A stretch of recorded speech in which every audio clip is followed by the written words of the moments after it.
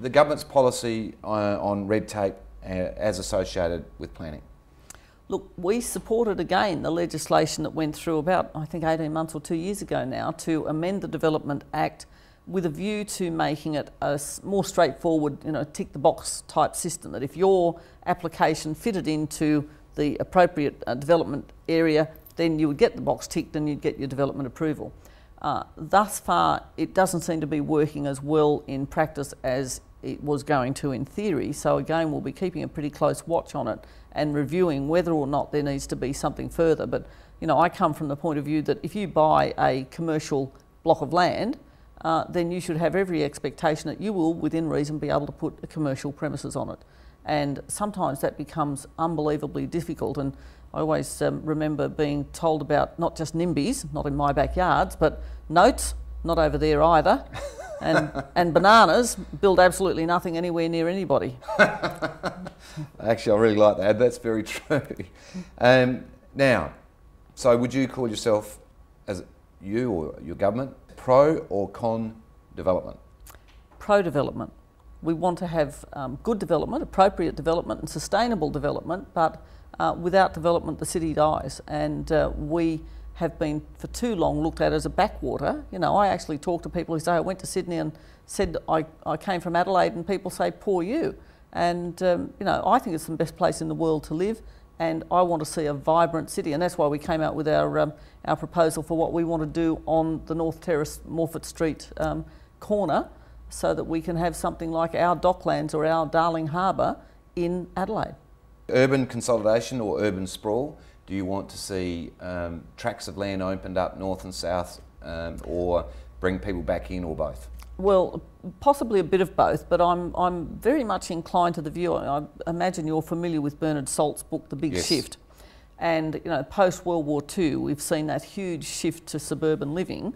But I've got to say that looking at my kids and their generation, I suspect that we're on the cusp of the next big shift, and that people are increasingly not going to want to travel for 3 hours a day and then spend their weekends mowing the lawn and doing the garden, and that I therefore think that we are going to see much more people living in the inner city and the inner suburbs, and we do need to have quite a considerable increase in our consolidation rather than just endlessly spreading out. Because the other issue, I think, will be after we secure water, and of course that's the number one issue for this state, but when we've dealt with water security, I think food security will be the next big issue, and we want to make this state as sustainable and self-sustaining as possible, and to that end, using up viable agricultural land, which is limited in this state in the first place, I think we need to adopt some caution doing that. Well, Isobel talks a lot of common sense there, and that is actually our third of our series. So we've had land tax, we've had stamp duty, and now planning. A lot of common sense, Peter. And in terms of some of the comments that were made there, Mawson Lakes, where rental reported in Monday's paper was the hotspot for rentals. You were down there this week. I was there just a few days ago, and I can understand why that's an environment and an area that people would want to live in and rent in. I mean, it's literally 15-20 minutes from the city and no further from the beach. And when you drive into it these days, I mean, I was not as impressed with Mawson Lakes many years ago, but when you drive into that development now, it's lovely and green. They have the waterways, they have the infrastructure, there are shopping centres, there are schools, there is public transport. It has a lot going for it, including very affordable housing.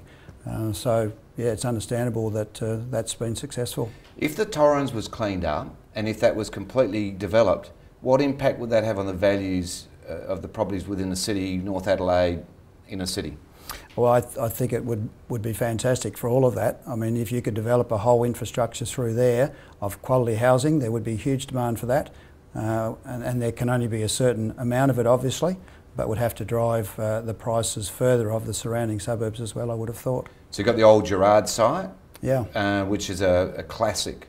So if the River Torrens bank was all converted to restaurants, the bridge went across for the Adelaide Oval, the AFL ended up playing in the city, the whole city would go for the ride. That's what's going to turn the apartment market on its head and really put some energy into it. Yeah, apartment market, the high density housing, because there would be a limit to how much can be developed. It would give a lot more people a lot more opportunity to live city fringe and enjoy those facilities as they do in Melbourne, obviously, and as they do in Sydney. There's been some fantastic inner city developments which are enjoyed by a lot of people these days. And the North Adelaide residents and so on who may be concerned about the extra traffic and that with regards to the development of the Oval, my personal view, it's only my view, it'll just create so much more demand, so much buzz in there that it'll be awesome. Now, behind the blinds.